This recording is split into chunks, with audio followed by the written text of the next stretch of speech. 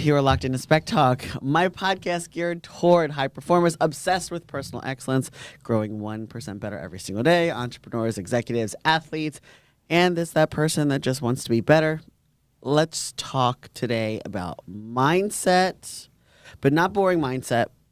Oh, today we have Rob Reynosa.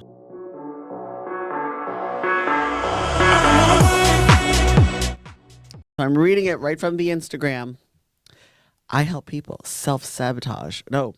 Oops. I help people stop self-sabotaging patterns and own their own shadow self. We'll get into that because some of you all have no clue. And help you to consciously create your own reality. So without further ado, let's bring Rob to the forefront of the stage here. What's up, Rob? Welcome, welcome. What's up? Thanks for having me. I'm so excited about this because I know we both have very similar, no fucks given sort of way of being in our life now. So we're going to talk about some things that may be triggering, but from a psychological perspective, I truly believe now that I've been doing so much, I don't know if it shows, emotional intelligence work, that the only way on the other side is through it. You got to go through the muck, through the crap, and you have to just face it. So if something triggers somebody, you probably needed to hear it. Yep, I agree with that. Now that we have our dirty laundry out of the way and we know what we're going to talk about, hopefully you guys are enthralled. But tell them a little bit about exactly what is a conscious creation coach? How did you come to where you are now, and who do you help? Thank you. Good question. So conscious creation coach. So conscious creation means that you are conscious, you're aware of your thoughts, of your feelings, of your emotions, of your beliefs. You're aware of this, right? So most people are unaware. They're unconscious.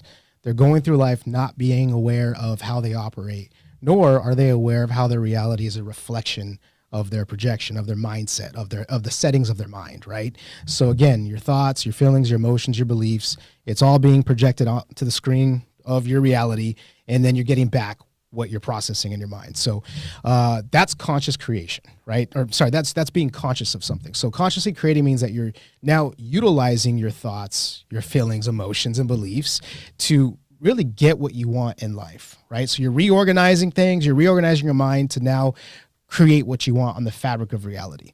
That's level one. Level two is you're making the unconscious shit, the unconscious stuff, conscious. That's the real work. That's the shadow work. That sounds really abstract to some people. Yeah. So you're basically, like I always say this, that you want to become aware of what's pulling the strings behind the scenes, right? So most people we're operating when we're not aware of our beliefs. We're not aware of the processing that's going on behind the scenes, meaning, let's say, for example, you have a drug problem, right? Let's say you have a drug problem. And your coping mechanism is to escape reality. And you always go to this drug. It could be anything. It could be alcohol, which is socially acceptable, right? It could be coke. It could be ecstasy. It could be sex. It could be shopping. It could be cookies. Whatever it is that's helping you cope with the current situation or whatever's happening in your mind. Well, why are you doing that? Why do you go to this drug of choice? Why do you do that? So I know from my own personal experience, we're getting right into it. So from my own personal experience, I started out, smoking weed in high school, and I was a late bloomer too. Then I got into using coke, and I did that for years. And that was helping me. I used to always say it was helping me alter my reality because I wasn't enjoying my reality. I was escaping from something, right? So my default was to look for some sort of escapism, something to kind of distract me from whatever was going on, right? And looking deeper, I was trying to get away from pain to some degree, right? Well, where did the pain come from? Well, the pain came from certain experiences in my life where I created a narrative, like my own perception, right? The way I experienced something in my life caused me to have my own personal experience. It had me run my own narrative around that. I added my own meaning to it. And then I took that and I ran with that. So 5-year-old Rob had stuff happen, right? Like all of us, we just have life that happens. And I created a narrative around, let's say, being disrespected by my parents. That's just life too, right? Your parents are going to punish you. And I had strict parents. And so I felt like I had no voice growing up, right? Strict Mexican parents that they didn't let you talk. You try to say something back. Shut up. Don't talk back to me. Get in your room. Get away from me. Stuff like that. Right. So that process of feeling shutting down, being in my room, being grounded, I got used to that process. And the way I coped with that was distracting myself with playing with blocks and playing with this and being in my room all the time. It sucked, but I got used to it because I was used to escaping by doing different things. Right. So as I got older, I was so used to checking out of my reality. When I experimented with, let's say, Coke, that was me checking out my reality. It was something that fed that part of me, right? So also there are other things too, like not trusting certain people, right? This happens too in school when you get your heart broken and you add a story to, let's say, getting your heart broken, that I can't trust women, right? From a dude's perspective. Or as soon as someone gets close to me, they hurt me. Right? So then we create these stories and then we run with that. So then we start now creating our reality. We start looking for things in our reality to validate that story.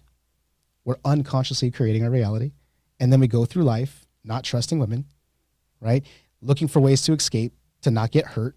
So let's say someone gets close to us, we push them away. If they love us too hard, I'm not worthy of love. They're going to hurt me. Do you get what I'm saying so far? So I'm just giving you an example.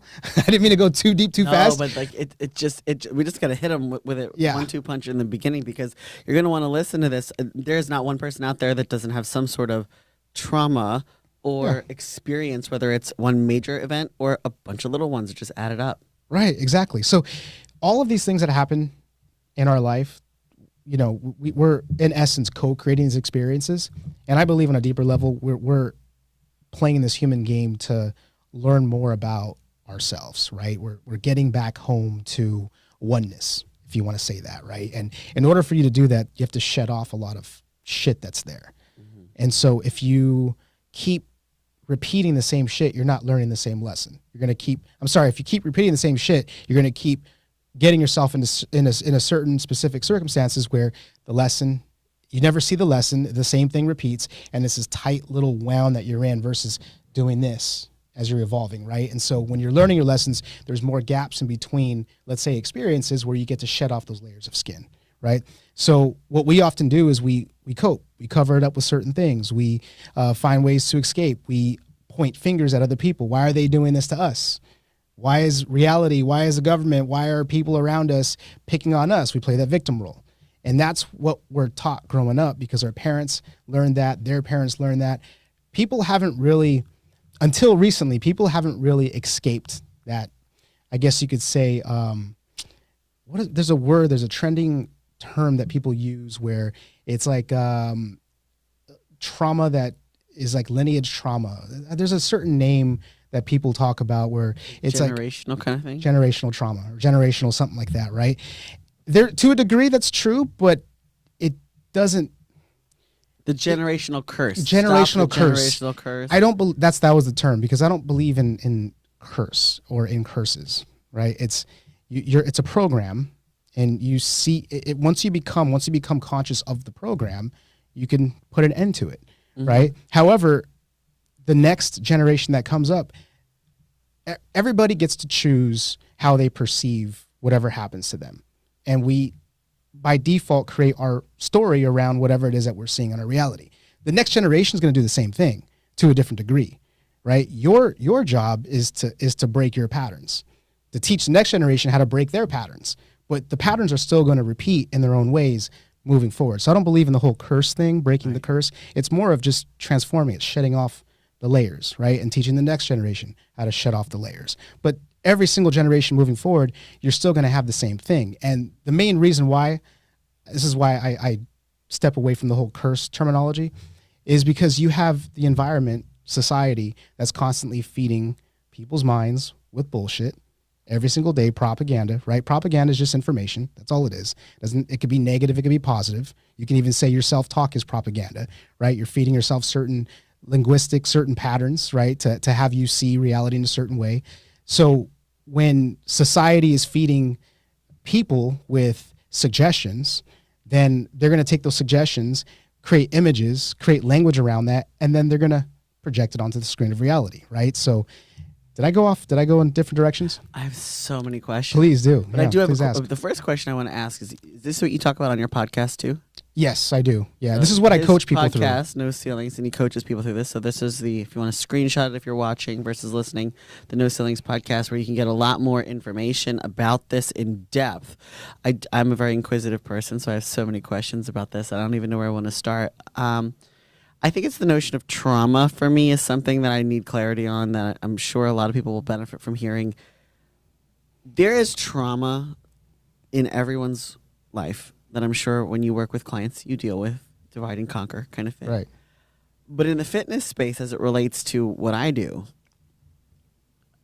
I'm not as in depth with it as you are, but I have to, on some level, interface and deal with it, because at some point in someone's fitness journey, what comes up are toxic relationships, resistance from the outside, or oh, you've changed. You know, the person deciding to make a choice to change is hard enough because they have to recognize whatever happened to them in the past is no longer necessarily what's going to control their future. They can choose a new future. But the habits and the traumas deep down, is that why? Because when you said addiction, the first thing I thought was food and alcohol. Like I've had clients that have said, you know what, I'm done. I'm done with the alcohol. And that's great. But then there's always something else. So for example, when you look at trauma and in the fitness space, especially, I think it's around nutrition that traumas reveal themselves, addictions to food and things like that. Have you ever dealt with any of that with your clients? And I can't ask like what kind of trauma because it's different for everybody, but how does trauma play into this behavior change? And behavior change in my world is fitness. For sure. Yeah. So two things there, right? I'll address the addiction part first. What I've realized, and this is all coming from my own self-discovery and my own processing and whatnot, my own work that I've done with myself.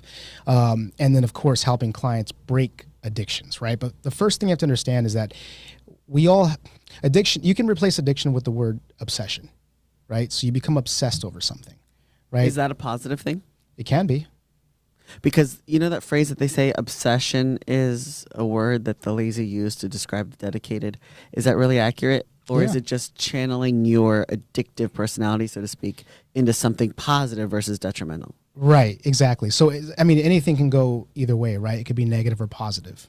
So when I replaced addiction with obsession, I started to use my energy in a different way to become obsessed over something that would be conducive to what I wanted to create, right? It would be something that would be beneficial and build me up instead of break me down.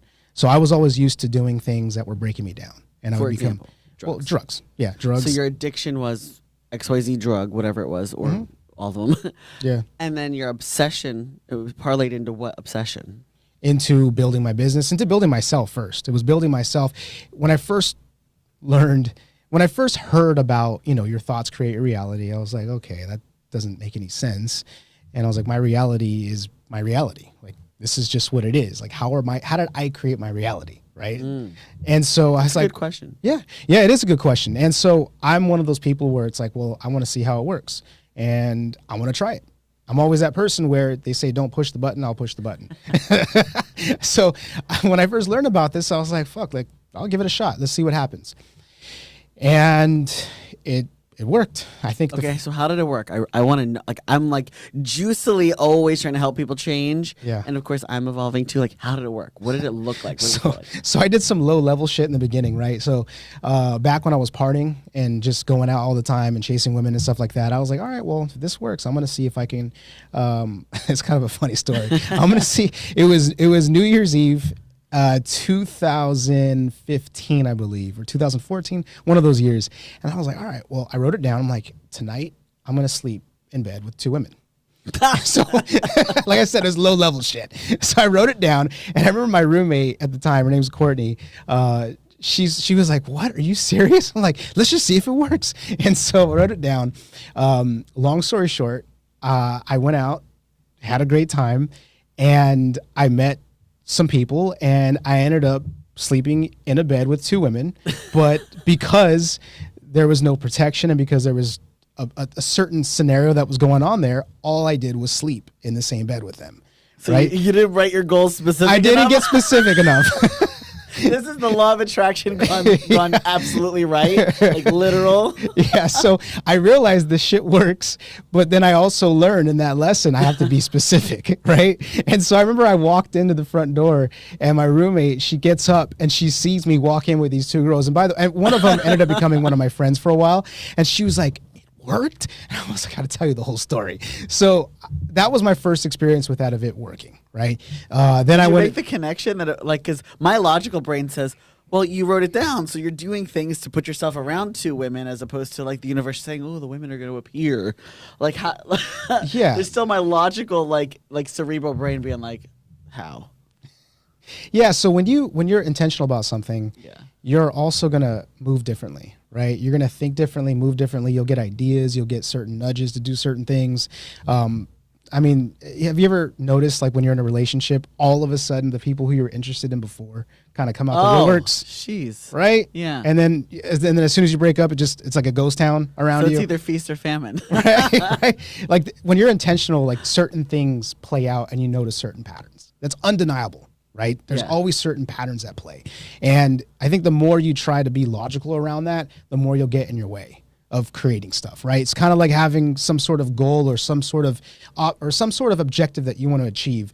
Do you have to really know how you're going to get there? You don't. No, My analytical brain is like, how?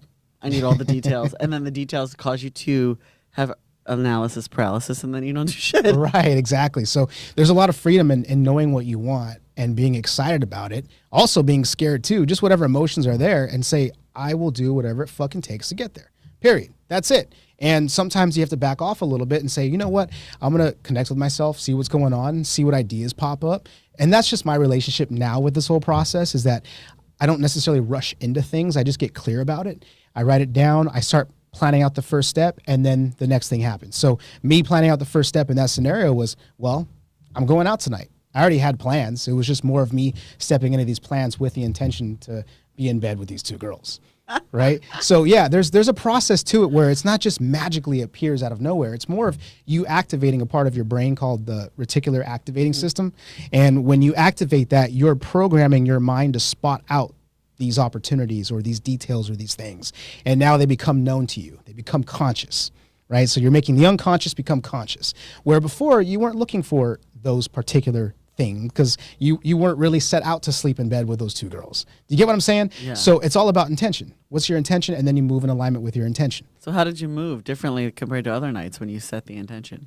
Well, one thing was that light supposed to go off? We'll see what happens. So one thing is that I let go of how it was supposed to look. I actually forgot about the intention until I was in the bed. So I didn't really care. I was having fun. I was having a good time. I completely just let it go. I forgot about it. And I think that helped me big time, because when you're looking at, is it growing yet? Is it happening? You know, like if you're planting a seed, is it that type of growing? Is it growing yet? Is it sprouting up yet? I'm going to dig up the ground around the plant to see if it's coming up. You don't do that. You're going to jack up the plant, right? So the same thing too, when you set an intention, it's like, let it go. Play, be yourself, show up. Right? There's another process to being way more intentional, which is actually building up your character, building up your personality. And that's where you're identifying what doesn't work. You know what I mean? So like if you want to achieve a high goal, but you're actually a piece of shit, you have to identify that. I'm a piece of shit. This is the truth. So in order for me to get past it, what's up? What's interesting? It's juicy. Oh, juicy.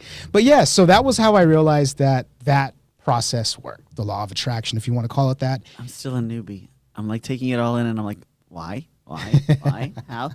Because like, let's just say I say, okay, I have ridiculous goals. They're so stupid in comparison to, like, I mean, I have big ones too, but in comparison to the big ones, it's like, okay, I'm a professional bodybuilder, but I want to eat perfectly every day for the rest of my life. That's not really realistic. You're never gonna, like, that's something that is, I don't feel like that's a goal. I feel like that's a line item in your daily tasks. Right, 100%. Whereas the goal may be, I want to step on the Olympia stage, or I want to have this % body fat, or whatever the heck it is.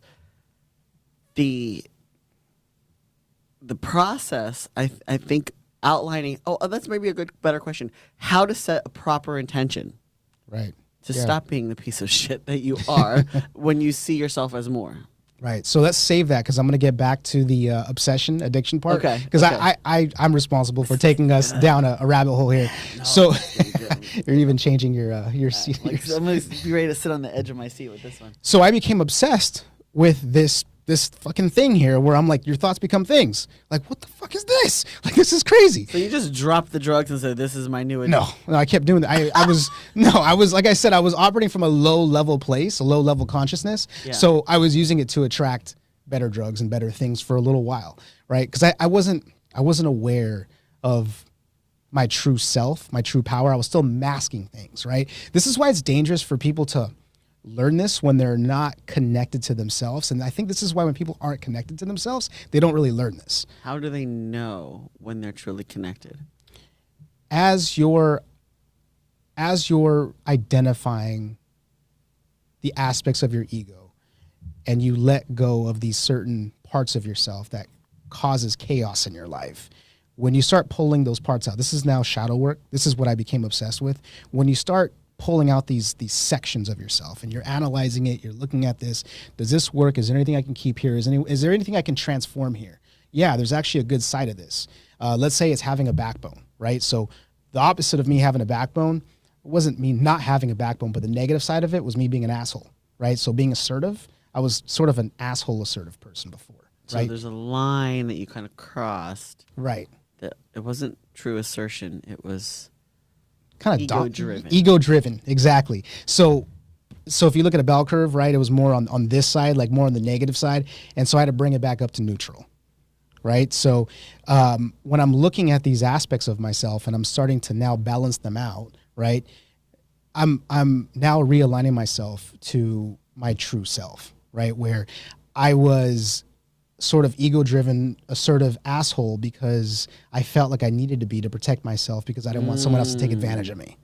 Does that make sense? That hits home. You in my brain. Well, no, I mean, I think I'm definitely what's the word? Conscientious of people's feelings, and as much as I can be that ego-driven person, I'm empathetic, I guess. But I'm like, God, that hits. Because, like, so many people don't realize where they're at. But then I think, I think I have, like, medical student's disease right now. Everything you're saying, I think I have all of it. Like, how'd you fix it? How'd you fix it? But really, it took you how long to feel like you achieved some mastery over yourself? I want to say, I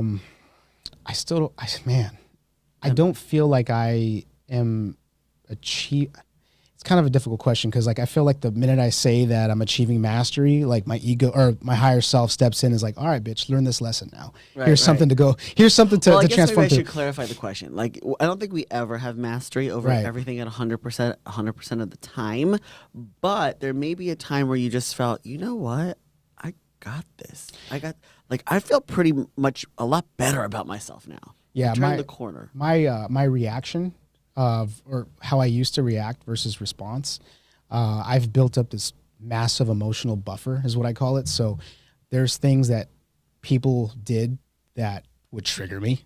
I would get pissed off. I can't wait to get to that word. I would get pissed off by certain things quick, right? And I've built up this emotional buffer where I just process it. And I'm like considering the source. I'm looking at the other things around it. What's there for me? I don't really need to go there. I don't need to react with anger. I could just let this go.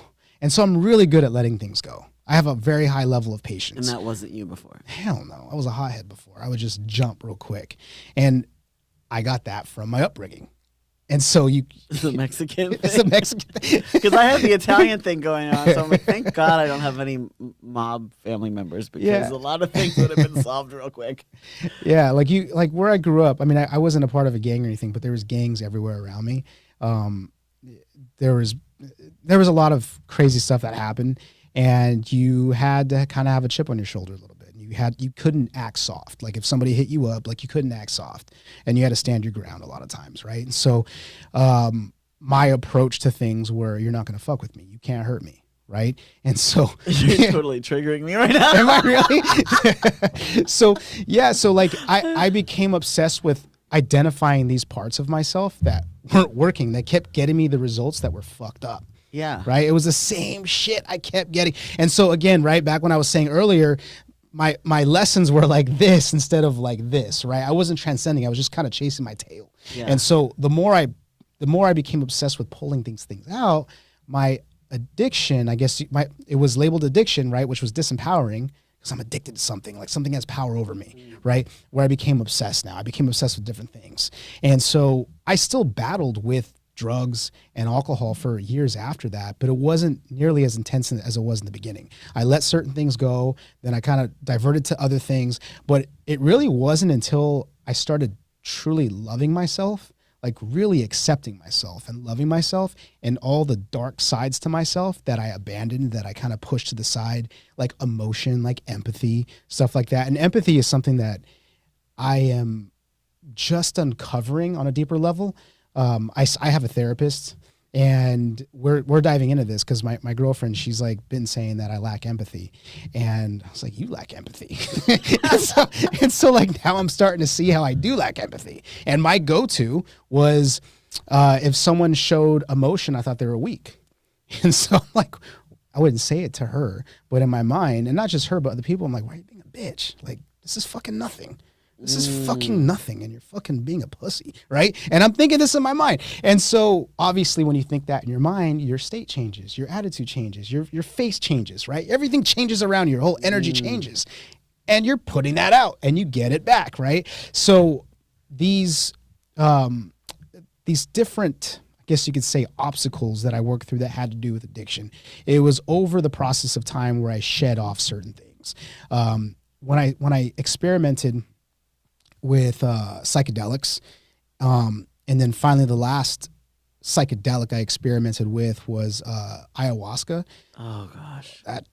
That shit showed me some shit, man. Does it really work? It fucking works. I've ever since I was born, I had this fear of vomit. Like I don't even like fear of vomit? Yeah, like I don't like the feeling. When I would be sick with the stomach flu, I would just white knuckle it. I'm like, it's just gotta happen. It's gonna happen. It's a virus. But I look at ayahuasca and I'm like, oh, how the hell do people like? And then there's the analytical, scientific, brainiac side of me that's like, you put anything toxic in your body and you're gonna vomit and poop yourself, like as opposed to the spiritual side of it. Like, what was your experience like with that? Yeah, so the mushrooms I've done a bunch of times.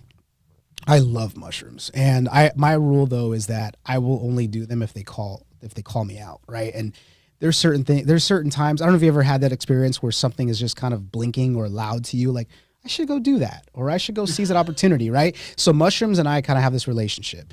That, when I first did it, it was just for fun, but the second time I did it, I meditated on it. And I've never done mushrooms after that without meditation. Every single time I do them, I connect with myself. It's a spiritual experience. So you have the mushrooms and then you're sitting there with an intentional meditation while this thing's working? Yeah. I mean, not the whole time, but at least a couple hours, but I'm connecting with myself because it's almost like you're accessing another part of your mind, your unconscious mind, but that's true. It's 100% true. But the mushrooms and the ayahuasca. And so I had this aha moment on mushrooms where it was almost like this other version of me was telling me, like, yo, bro, you don't have to keep doing this to achieve these results. You could take this back with you. Like, you could take this state and access this frequency in your waking life. You just have to do it by calming down and tapping in through meditation. So basically, when you're taking mushrooms, you're just leveling up your frequency. You're accessing a different dimension, if you want to say that. And it was like showing me how I can do that. And so several times without mushrooms, I've accessed that higher plane of thinking or that higher plane of being, where I'm not just on this physical plane, I'm accessing the other dimensions of the mind, right? So I know I probably went too far off the deep end of that, but you're bringing me to more questions. Like, the analytical brain in me is like, I can't meditate. I got about 30 seconds in me and then I'm... Yeah, so the thing about mushrooms and even ayahuasca is your fucking ego gets bitch slapped. Like, it's like, go sit in the fucking corner. Like, that's exactly what happens. Your ego has no say in that. Zero say in that. In fact, the more you fight it, you'll probably end up having a bad trip. But it pushes it to the side. It really does. They say that your ego dies, and my ego has gotten its ass whooped quite a few times on mushrooms.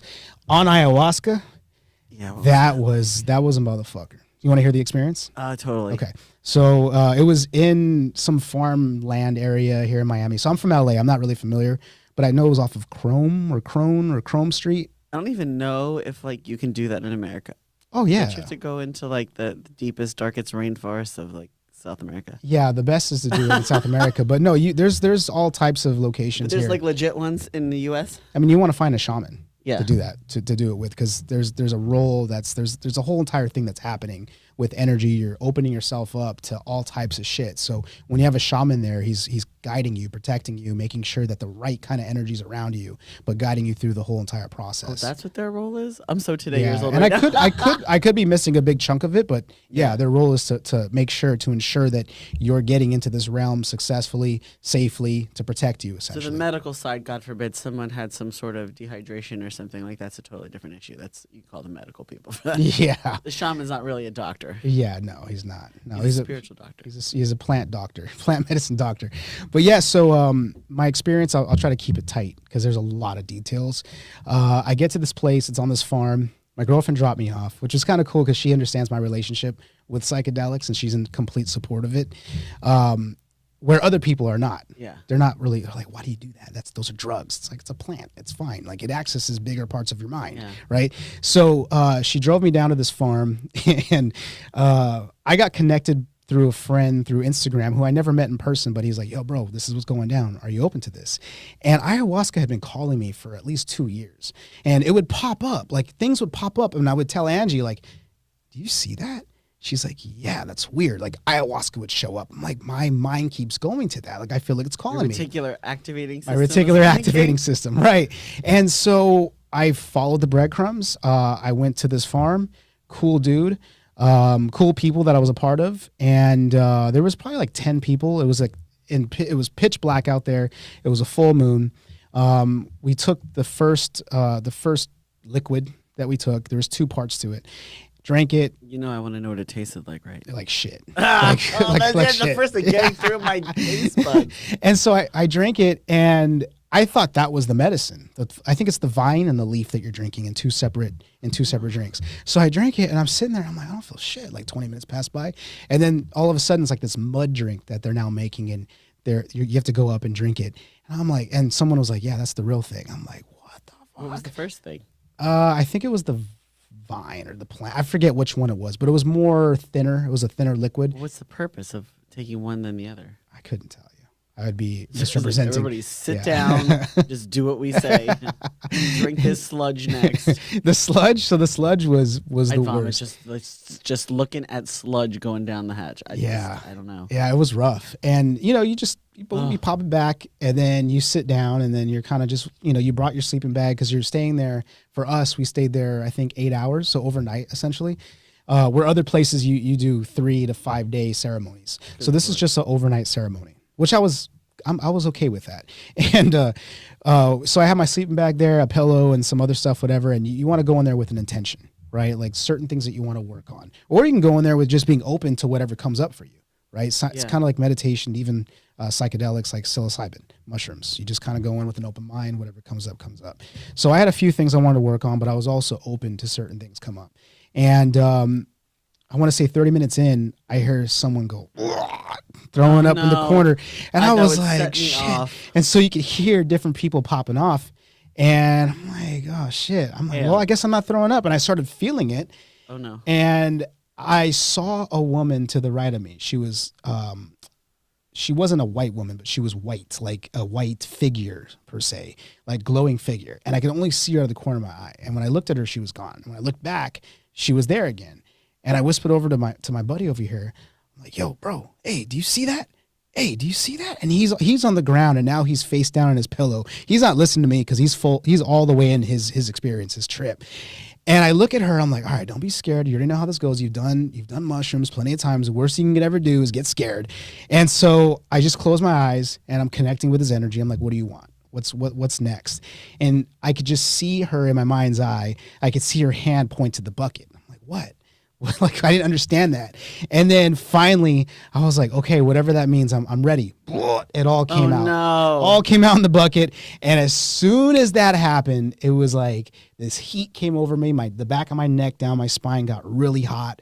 And it was like this voice, this calm voice that just kept repeating the same thing over and over again, just kept saying, just lay down, just lay down. And that was the theme for the whole experience, where this voice would repeat the lesson over and over and over again until you got it. And when you got it, it was like all these sparks, like fireworks went off in your mind. You're like, oh, that's why I keep doing that. What the fuck? And then boom, the next lesson. And then it would just keep repeating. And do you remember all this? Like, yeah. Do you need a notepad or something? Yeah, I mean, I wrote down a bunch of stuff afterwards, but there was like a few lessons that were... You'll never forget them. Oh, hell no. Like, they're till this day. I mean, I understand why I was doing certain things. Like, it just made so much sense. Why the vomiting? I think it's you clearing out the toxins that are in your body. It's almost That's like what they say, and then the rest of my logical brain is like, oh, you just ate poison. Of course you're gonna. So there's true. like, you never get people like this, or possibly your clients, that they're so resistant because they're so logical and so literal and so analytical. Yeah. They only live in the physical world. Are you speaking for yourself Yes. too? But not only, I mean, the fact that I'm asking questions and I'm entertaining it in multiple different places, like people that I know that are a little bit more clairvoyant or psychic medium or whatever, I'm not so anti, because I believe that there's something there, but my brain goes right to the physical. Like, of course you vomited. You just ate shit. You know, like you just drank sludge. Yeah. But there's a deeper meaning behind it, obviously, when you put the spiritual stuff behind it. Yeah, perhaps. I mean, I just look at it as part of the process. I think, I don't want to burn anybody, but someone who we both know, they did it and they didn't throw up. So I guess it all depends. So, for example, if you have a client that's like, they come to you and they think it's going to be like a therapy session, and then they're being interviewed, and you go through your process with them and exactly what you do with clients. Do they ever say, should I do this? Meaning the psychedelics or that? Yeah, I mean, I never suggest to them to do it if they have questions about it and they're curious because they hear through me my own personal experience. And if they say, do you think I should try it? There's some people I think you should try to let go of a little bit more stuff and connect more through meditation to do this, because it might fuck you up. Like, I've told like 2 people that, where I'm like, I think it might mess you up more. So it's not something that anybody necessarily should advise blanketly. Like, because I feel like there was a trend where people are just like, oh, ayahuasca is the thing to do. And the first time I ever saw anything about it was when Chelsea Handler had that show Chelsea Does, and the show episode Chelsea Does Drugs. This was the drug. Mm-hmm. So she goes and she does this, and of course that's the first show I've seen people just like laying in a big old hut somewhere in the middle of South America with a ton of sleeping bags and buckets, and I'm like, that looks awful. Yeah, well, there are certain people who I know personally who already have a written narrative, a relationship with it, where they haven't done it before, but they keep saying, I'm going to have a bad experience. I already know I'm going to have a terrible experience. So if you're already coming in with that attitude, you're going to have a bad experience. Like, I've had two bad trips. They were terrifying. Didn't stop me from doing it though, but I knew that I brought fear into the experience. I was already in a bad place and I did that, and it was just exacerbated. Like, everything was just blowing up in my mind. It was terrifying, but I knew though I brought that mindset, that frame of mind into it.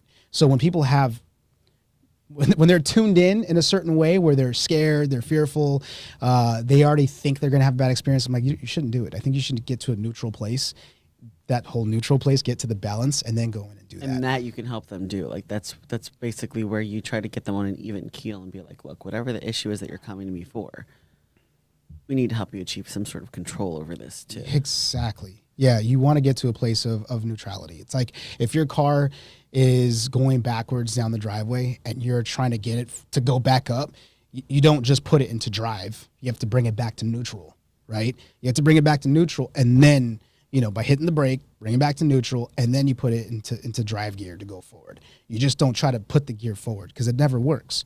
You're going to mess yourself up. But yeah, it's the same theory around that too as well. So I don't know if you could say that there's a blanket statement with this, but the type of people that you work with, are there any patterns to what they're specifically coming to you for, like commonalities, or is it just like all sorts of different? There's different things, of course, but one of the main things is people want to get back in control of their minds and their lives. Like, a lot of them are aware that they have no control over their minds. They know that they're bouncing from place to place to place. Like they're aware of it. I can't help someone who's not aware of that. Because if you're not even aware that your mind keeps jumping from place to place to place, and that you reacting to things, let's say violently or aggressively, and that's normal to you, but let's say you know that this isn't right? Like I know this isn't right. Then I can help you out. But if you're completely unaware, then I'm trying to get a blind man to see again. I can't do it. I would refuse to work with that person. So yeah, basically like the most dominating factor is, are you aware that these things are going on? And they have a desire to alter their mind because they want to alter their reality. So they're aware that they can actually change their reality by changing this upstairs, but they just don't know how. And so one of the most basic fundamentals that I go over with people, it's the very first day I go over with them, is responsibility. Right? So responsibility also equals ownership. So I always say ownership is owning your shit. So where in your life have you shown up to create these results in your reality? Right? What attitude have you carried through your life that has created these results? Are you someone who's not your word? Do you not follow through?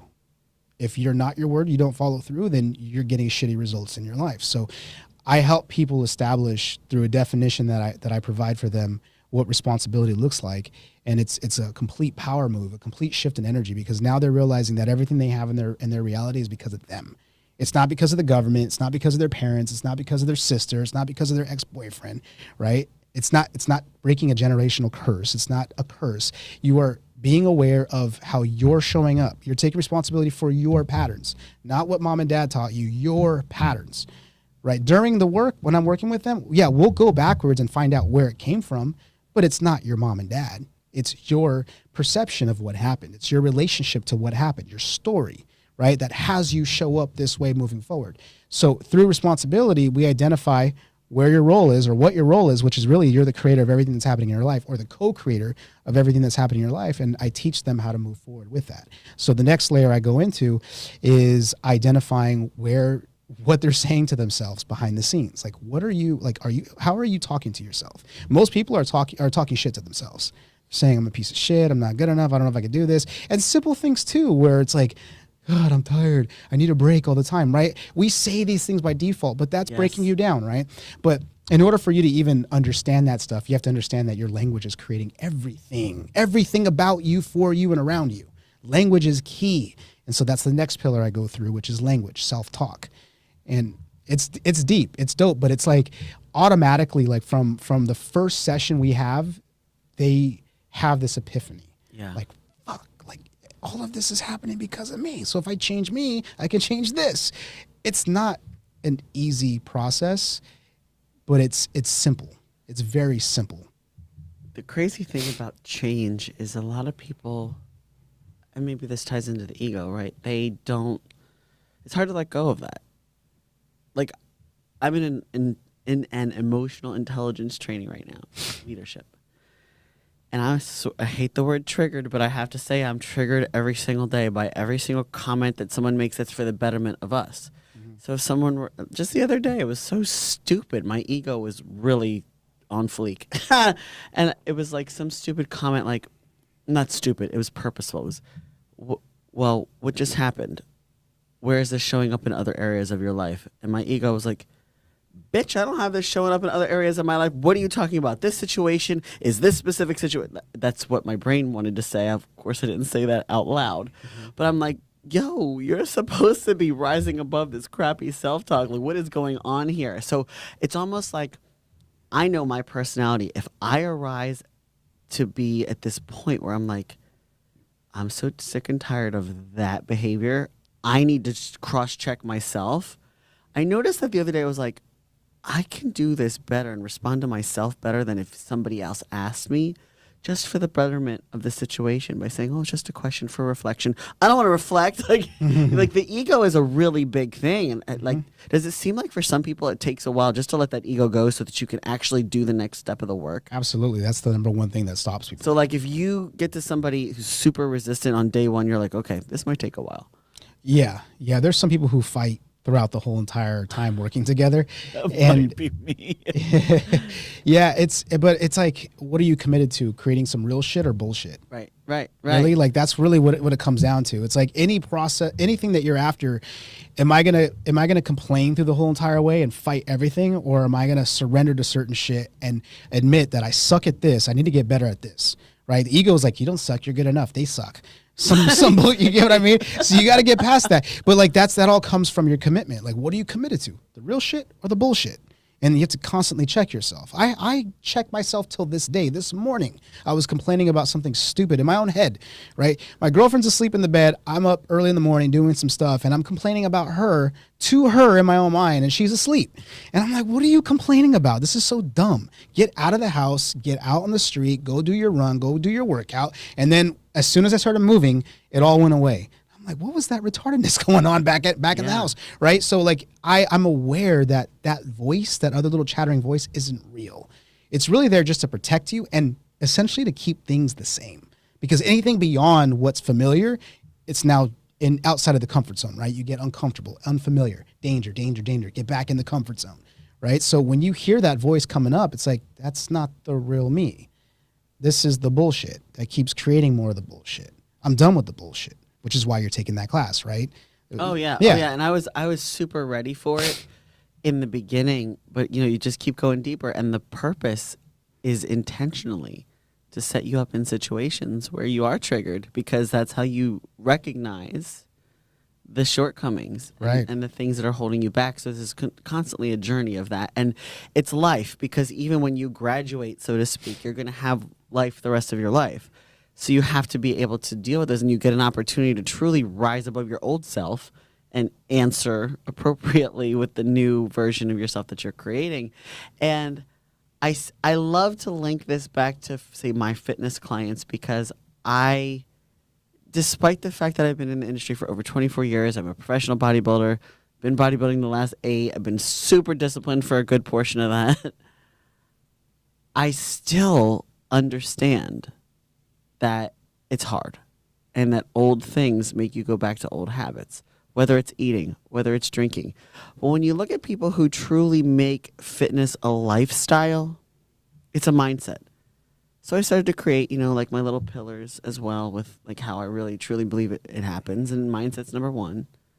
I'm like, well, when you're in the frame of mind that's correct, then your next pillar is nutrition, because your emotions are going to drive what you eat when you're not intentional about your eating for a goal. Especially when you're looking at somebody who has a physique goal or a health goal, right? And your mindset and your nutrition is going to underpin your training. So, like, it's pointless to train. Not pointless, but you can't out-train a poor diet. So you have to have your diet right. Then after you've got the mindset rolling and the training and nutrition laid out, well, now you need accountability. Because if you're not self-accountable, then you need somebody. So I just came up with this whole system of, like, what happens after accountability? Well, that means you're actually getting shit done. When you're getting shit done, you've accomplished some goals. Now you're at a new level of yourself, whether it's 30 pounds lighter or more muscle or whatever it is, and then you got to set new goals. And then I feel like it just keeps going around, because every time you reach a new level, you got to have a new mindset. And so I'm really curious how many of your people come to you in that out of control state with one of the line items of what they want being to change their body and their health, physically, either visibly, whatever. Yeah. There's been a few people, and it's been a challenge for these people to get them into the habit of working out, because these people typically don't work out. So getting them into the habit of actually doing the work has been challenging. But as far as on the level that you're operating from, I haven't had any clients that wanted to achieve that level. It's been simple things of just moving and being more effective. There was a client who came to me who wanted to train jiu-jitsu. I train jiu-jitsu. And he didn't really come to me wanting to train, but he wanted to get a better physique and get better control over his mind. His ego was all over the place, or just in control of him. I was like, bro, go fucking try jiu-jitsu. Try that out. That'll help you. I did that for a little bit. You did? Jiu-jitsu? Yeah. No shit. For a person who's always in her head, very like, I'm a brute force kind of person. Jiu-jitsu is skill. You can't muscle your way out of it. So it was very humbling for me. Yeah. Because when I get frustrated, everybody knew. My breath rate went faster. I started to try to like muscle and like their elbows in places you weren't allowed to, and like you can't do it that way. So it taught me patience, and it teaches, I think, strategy over force. Right, right. Yeah, using strategy. It's like playing chess. But patience and poise are the two big words that I feel like continuously reflect back to me in that experience that I had. Right. Yeah, similar to what you're saying too, like another lesson is knowing when to push and then knowing when to kind of rest a little bit. Right? So when people are using their energy against you, you kind of lean into it. You kind of let them to set up a trap. Right? The same thing too. You're using force to get them to react, so that way they stick a limb out and you catch the limb, right? Arm, something like that. It's all strategy, and it's kind of understanding, the force of pull and push, right? Like knowing when to activate and knowing when to chill out. It's parallel to life, big time. Also being calm in shitty situations, right? Because like a lot of times when you're on your back or when somebody's putting pressure on you or they're trying to strangle you, it sucks. Like having a grown ass man mocking, trying to kill you. Like it's you know what I mean? Like it's like you're trying to kill the other person, but it's a mock, right? You get to tap, you get to get out of it. Right. But essentially though, yeah, that's what it is, right? So you realize like, dude, I got to get better at this, because if another grown man can do this to me, and let's say someone untrained or unskilled would have a little bit of training on the street, this can happen, right? You're not thinking from that fear base, but like it motivates you to learn the skill, also to remain calm, because there's no point in being all frantic and moving around, because if you stick that arm out, someone will snatch it and take it home, right? So you can use brute force to a degree. It does come in handy, but a lot of times, I mean, most times you're just going to tire yourself out. Exactly. And then that's it, right? And then you're going to exactly what I experienced. It's like, but yeah, I had to let go of the ego. I had a client who was obsessed with their physique, and their body was perfect, like essentially perfect, low body fat, just completely chiseled.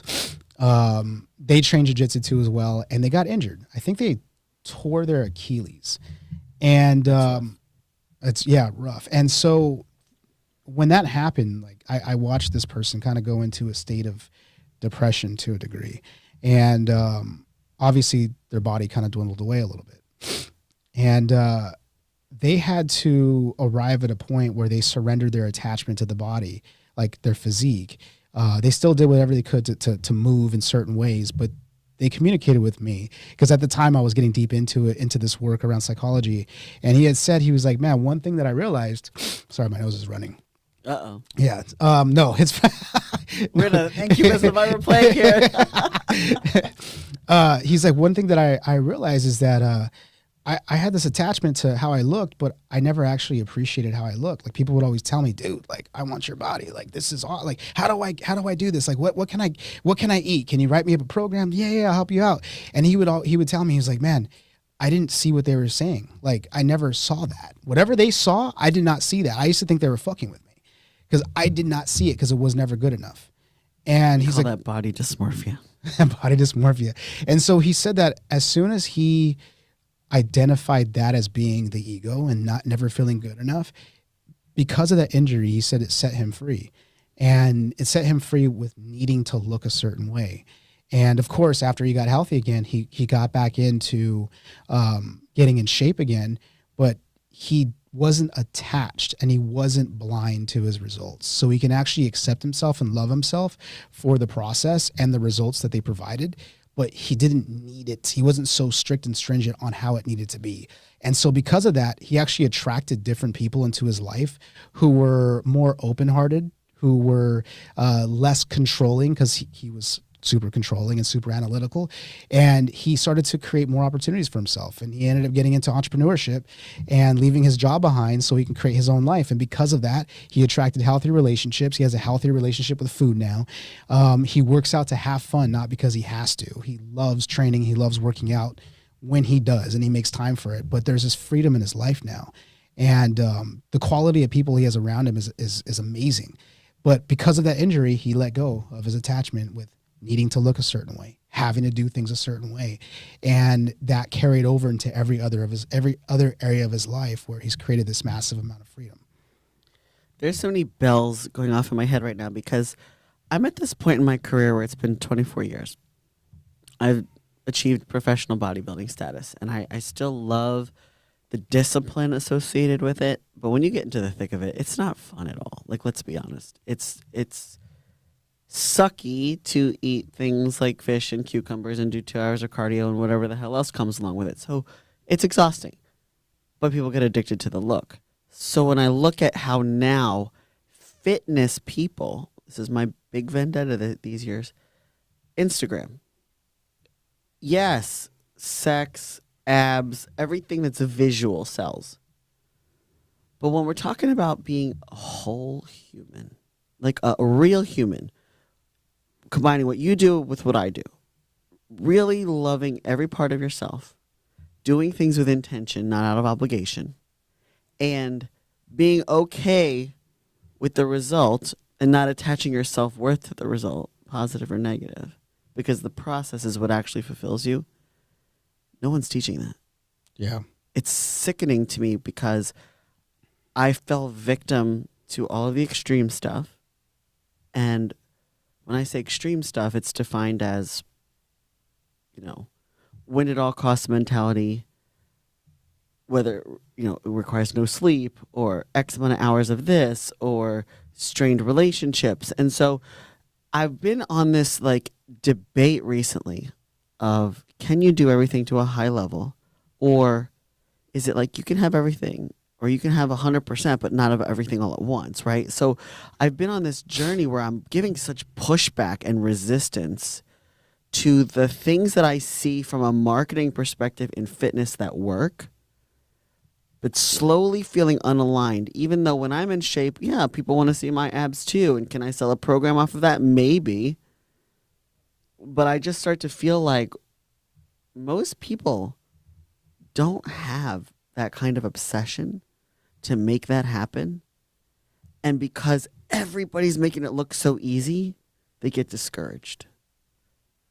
Oh, what's wrong with me? It must be my hormones. It must be this. I have the fat gene. They're a special snowflake. What are they eating? It's like, I almost feel like this is where our work intersects, because you got to go deep within yourself, especially when you're, and I've fallen victim to that too as a young person, susceptible to being impressionable of everything on the outside that you don't even know who you are and why you're doing what you're doing. Yeah. And then you grow to hate the process, and then you dread going to the gym, and then you do it no matter what, and then you're just sucking down the chicken or whatever it is that is required.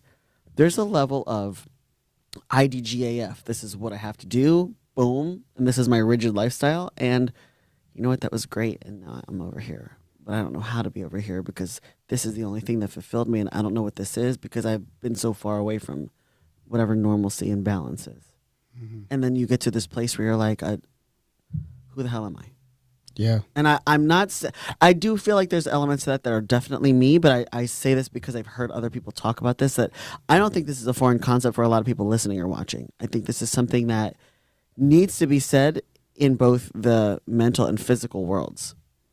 Because right. I don't think anybody can transcend physically or to the places where you've been able to change something so serious and gripping as addiction without having this kind of reflection. Where am I in my life? Like, honest questions.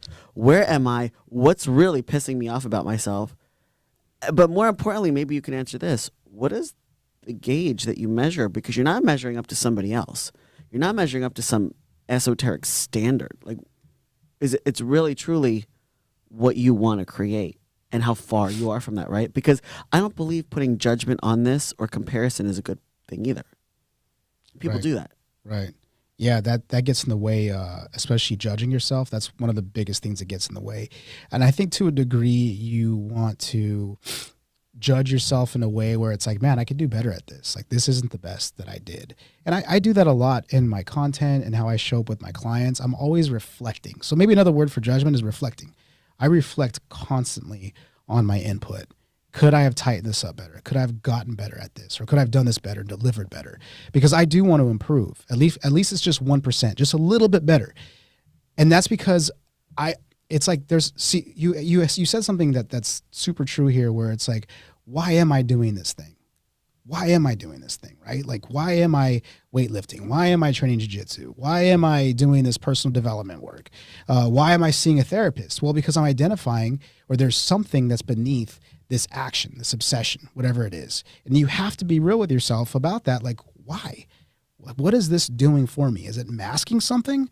Is it helping me build certain qualities, which it certainly is, but is it really masking something? Am I getting away from something, right? So you have to be real with yourself to a high degree. Even, me doing this personal development or reading books. Like I try to go through a book a month. Why am I doing that? Is it because I'm trying to be smarter than other people? It's like, no, I'm trying to add value to my own life so I could use that to push it into my program, to make an example of myself first, right? Because I want to better my life and I want to bring it to my program to help other people improve themselves. Well, why is that? What's behind that? Man, because I really used to be a piece of shit before. And I used to get in my own way because I used to overanalyze things. I used to talk negatively about myself. I created my own hell. Well, why is that? It came from all of my programming. It came from my lack of awareness. It came from me not understanding that it was the influence from my environment that shaped my mind as a young adult or as a young kid that carried into being a young adult, and then so on and so on. And I didn't have control over those things. So I'm teaching people how to regain control over their lives. And the whole premise, the whole umbrella statement, I guess you could say, that I'm committed to, my value is freedom. It's to create freedom, right? So being addicted to all that shit, I wasn't free. I felt free. You know what I mean? I felt free in those moments, but I was not free. Training jiu-jitsu too as well. It's like it helps me free myself from insecurities. I used to attract stupid fights and confliction into my life before training. And as soon as I started training, I haven't been in any altercations with people. It's like I send out a different frequency. I'm certain about myself. You know what I mean? And I'm a nice person overall too, because you never know what people are capable of. As you could tell, being in a jiu-jitsu gym, right. You know what I mean? Like you see a 145 person skinny dude annihilate other grown ass men. You know what I mean? You're like, I never would have expected that from that dude. So your outlook on life is different. And so that solved some insecurities that I had. And now I love doing it because it humbles me. It's like every single time I get to practice, I'm like, dude, I ain't that tough. Like I just got fucking my ass whooped, but it's healthy. And I come back home and I'm a nicer person, because I really do feel like I'm a nicer person from putting in the work and getting my ass whooped from time to time, right? Mostly every practice you're rolling with somebody who handles you. You know what I mean? So like that checks my ego, and I'm a nicer person. I'm more friendlier to people because that's how I want to show up, right? Same thing too. So you can identify, let's say, weight training, weightlifting, or even people who run excessively, right? What are they running from? Or maybe they just love to run. But a lot of times there's a deeper meaning to that. Maybe they felt like a bitch their whole life, and running proves to themselves that they can actually do what they don't want to do. Do you get what I mean? But there's always a deeper level to everything that we're doing. And if you can admit that to yourself, that there's a deeper reason why I'm doing this, and then you can become one with that, and it's almost like, I'm cool with that. Like, I'm okay with the reason why I do this because it does make me feel better. Now that doesn't own you. The obsession now can kind of get back into a place of neutrality, but you can still be obsessed with, let's say, growth, right? You can still be obsessed with certain things, but it's not to the level where it's controlling every aspect of your life, right? But you do want to have a North Star. Whatever it is that excites you, you do want to tap into that.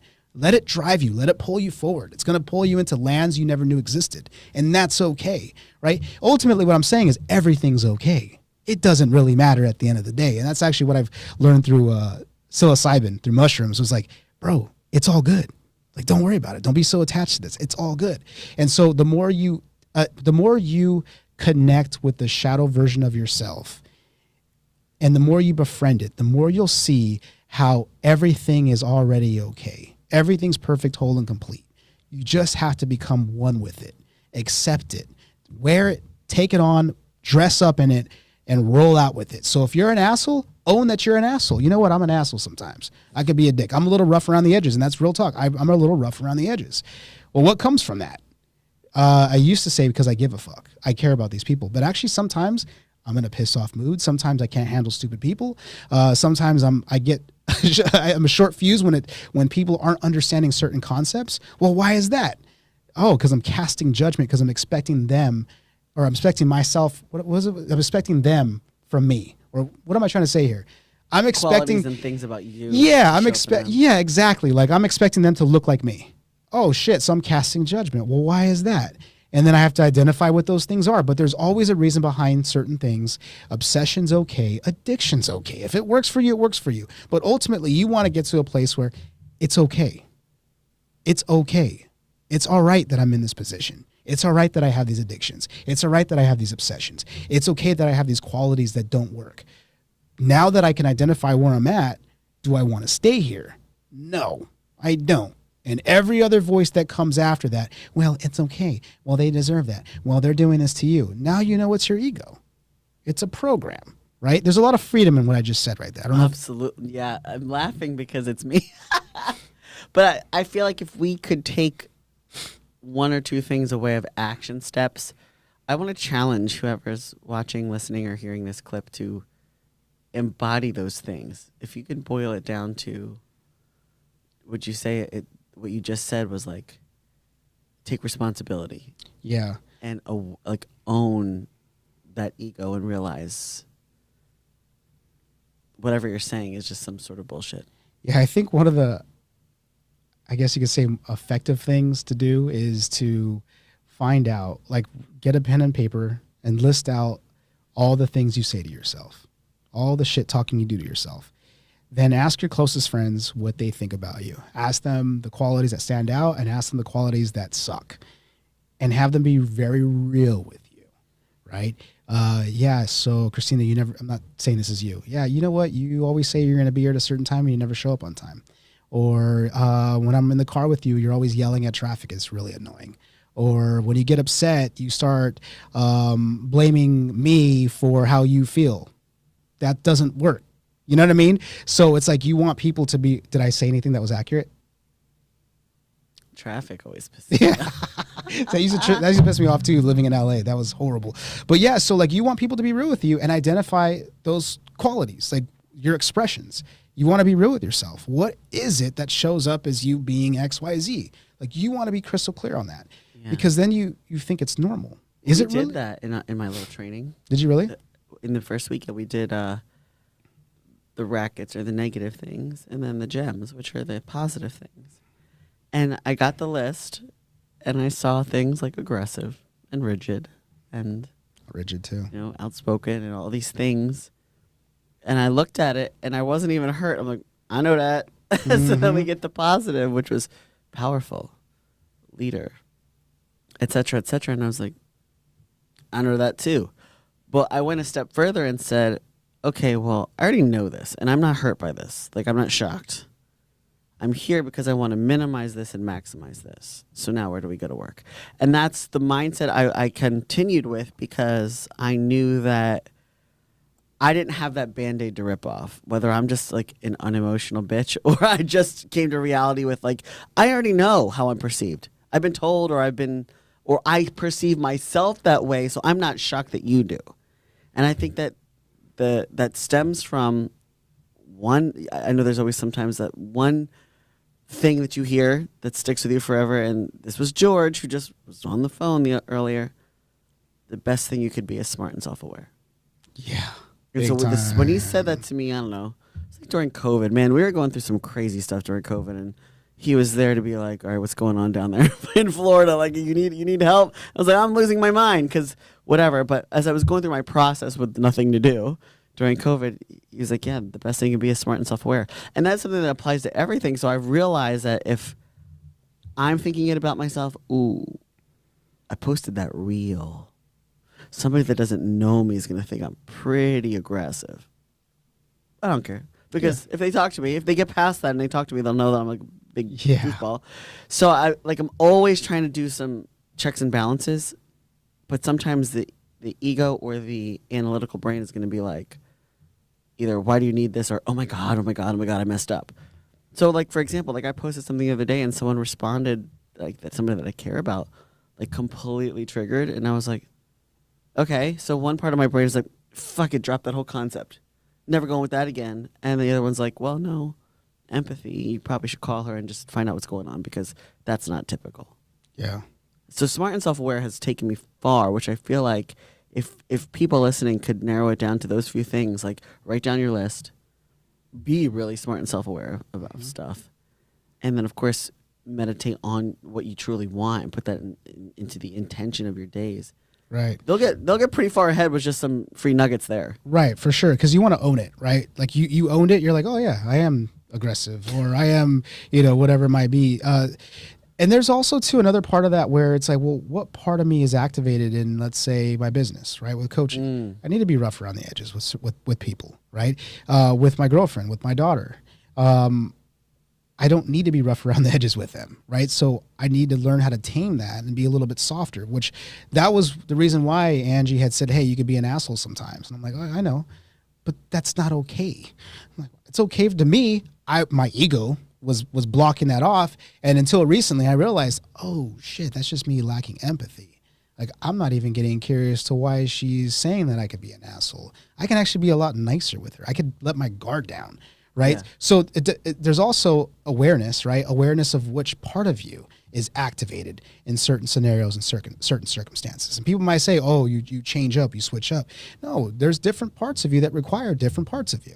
Right. And if you own the fact that you're a multifaceted being, you're made up of everything, right? Like you have access to literally everything. It's more of what you're trained and used to activating. That's how you'll show up. That's what you call your personality. So it's really about, how do I need to show up in this moment? How do I need to show up here talking to you, right? How do I need to show up when I'm driving home, right? Am I going to be tapped into the same part of my brain? No, I'm not, right? When I get back and I start doing some work on my computer, I'm not in this zone anymore. A different version of me is going to come out. Do you get what I'm saying with that? Yeah. So that comes with a high level of self-awareness too. It's funny. I actually posted something yesterday that was like, you need an alter ego when you step in that gym or when you're in your business. And I knew what I meant by it, but you just kind of clarified it on another level, that somebody said this to me a while ago, and I finally understand the whole meaning behind it.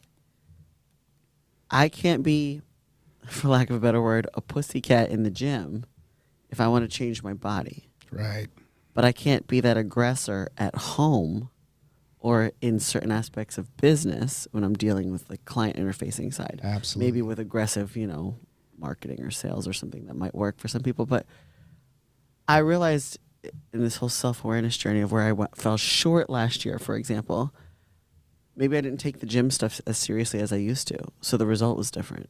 So there's the learning lesson. You spend a year and tons of money and time to finally take the lesson that you knew that I was a pussycat when I needed to be, a shark. Yeah. And then other times where maybe it works backwards, especially for women, I think with this whole, it's probably a whole nother part too. We can get into this whole gender thing. Nobody wants their woman to be the aggressor at home if they're a so-called traditional man. So you need to put your business hat to the side when you come home and play the role that works in your relationship. Right. So there's like places where you have to just be a chameleon and just say, hey, I have an alter ego for this, but like you had to do with her, Angie, and your daughter, like I have to turn this off now. Right. Because now I'm in dad and relationship mode. Yeah, play the role that works, right? Play the role that works, because your commitment, again, is to be effective, to the real shit, not the bullshit. You know what I mean? So if you want to rise up and you want to create something harmonious and that works for everybody involved, yeah, like you want to be able to identify, what is that role? How do I need to show up? Right. And is it in alignment with my values? Am I walking on eggshells? That's another thing. Like, I think that's another thing right there too, because I'm not about walking on fucking eggshells for anybody. So we need to do a part two about the eggshells, the trauma, the gender relationship to each other and roles, and just the stuff that like I believe cloud and fuel our ego at the same time. Like the whole thing that I went through last year with this whole look, you're a man bullshit because I lift and I'm assertive, okay, maybe in the online persona or maybe in what made me successful in fitness, bodybuilding wise, but that's not who I am. And I started to feel like, okay, these assholes are trying to tell me who I am. Maybe that is me. And then it perpetuates the problem because my ego responded. Mm-hmm. Same thing with some of the other sides of things, like triggers. Like, okay, if the trigger, whatever the hell that is, and the way I perceive the world is fueling me to be another way as a response to that, that's kind of rough. I didn't like who I was becoming. So it's like those three things could be a whole nother hour, because I feel like a lot of people are susceptible to this and struggling with these things. For sure. Perceptions, triggers, ego, all that. Yeah. Full self-expression, being confident in your own self, your own skin, showing up as your true authentic self, like your true self, not the self that's been created to fit their expectations, because that's all bullshit too. It's like, who are you really? Right? And I think that you address that last part where it's like, well, who am I? Where am I at? You have to be real with yourself. Why am I doing these things? Like, what's the real reason behind this? Then you can start creating the real version of you. You go back and you take those little slots out that don't work. What is this? Let's look at this. What can I keep? What do I have to transcend? What do I have to transform? Right? And bring it back to balance. This is what works for me. Oh, you don't like that? I didn't fucking ask you if you like it. I'm doing this because this is in alignment. See how that side of me can come out? Like, but you know what? I resonate with that because that's the part that I squashed from the whole bodybuilding thing and like, oh, you're a man kind of thing. I heard it way too often that it in my mind became like, oh, this must be true. And then I took off a year in bodybuilding and I was miserable because I didn't have the structure that I wanted, because that's my accountability system to do something that only 1% of the population might even think about, let alone do to a high level. That's another 1% of the 1%. So I'm like, okay, I'm already in a place where I know that I'm different. I need to accept that I'm different. Point blank, plain and simple. Instead of, now I block, delete, remove or whatever, whereas before I'd cry and want to jump off a bridge. And that lasted way too long, but I think that sometimes that part, what you just expressed, has to come out to defend who we really are and why we do. Otherwise, everybody's going to come in and try to tear you down. Yeah, no, for sure. I mean, you have to ask yourself, too, is it true? Is there any part of what they're saying true? Yeah, it is true. Cool. Does it bother you? Yeah, it bothers me. Why? Why does it bother me? Does it bother me because I'm resisting it? Or is it because I'm not in agreement with that? Why does it really bother me? Am I trying to defend myself? These are all great questions. People be writing these down and answering them, because these are great questions they could take before we do a part two, because it's incredible. I don't think a lot of people do this work, and I think this is what underpins everything. So when I peel back the layers with my clients and I'm on the fitness side, I'm like, yo, Christina, like, you're getting into a world that you're not a specialist in, but I could keep it surface level enough to ask some right questions where they can devise their own answers, but not nearly to where a therapist or someone like yourself can get to, because it's not my wheelhouse. But I find that it affects all of our choices.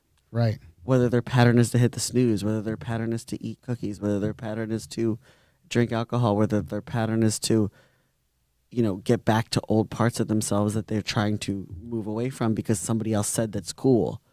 There's so much psychology behind fitness, and I'm like, well, I'm pushing back against this 12-week transformation bullshit that doesn't really actually happen in 12 weeks, because that's the foundation, but that's the marketing.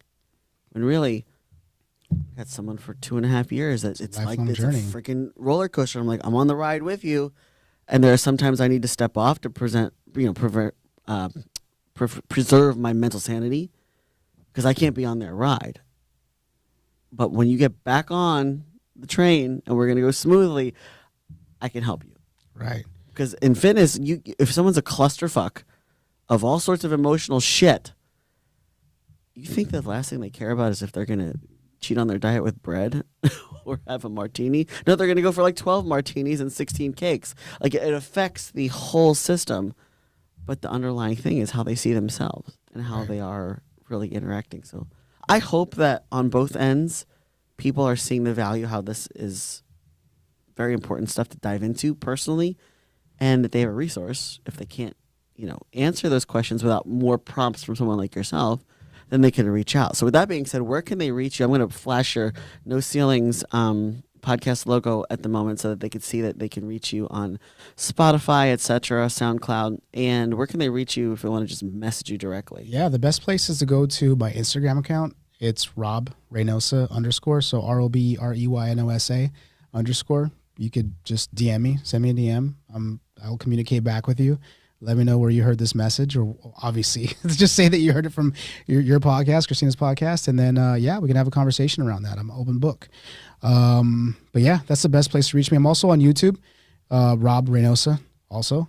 So awesome. Yeah, just building that up from scratch. And so we'll be able to put this on both of our podcast YouTube so that we can make sure that everybody sees it, because I believe the biggest tragedy right now with people not being able to get help is they don't know who to go to. Yeah. And we just need to be out there showing like, well, this is what we do and this is exactly how it works, because you can have X amount of coaches, X amount of therapists, X amount of, you know, energy heal, like whatever. Like there's a million different genres of help, but who's the right one within those? Absolutely. And I think it's also, I just want to put this out here. Like, I have messed up so many goddamn times, so many times in my life. There is absolutely no judgment. And I know a lot of people are hesitant to ask for help or to say, this is what I'm dealing with. I have a question around this. It's all good. Like, if I could share all my stories with you, you probably wouldn't want to work with me. But I'm just saying that for perspective here. Like, there's no shame in asking for help. There's no shame in asking questions. If you are really committed to creating some real shit, let go of the bullshit. Get out of your ego and get in alignment with your higher self. And sometimes just having a conversation with somebody who knows what they're talking about can really help you take your life to the next level. I love that. That's the perfect kaboom ending. Thank you so much for coming on today. I cannot wait to see the finished product. Thank you for having me. And have, you know, people reach out and know that this is something that is very important to address. Thank you. You're welcome. See you guys later. Remember, 1% better every single day. And these are tools, people, and things that help you get there.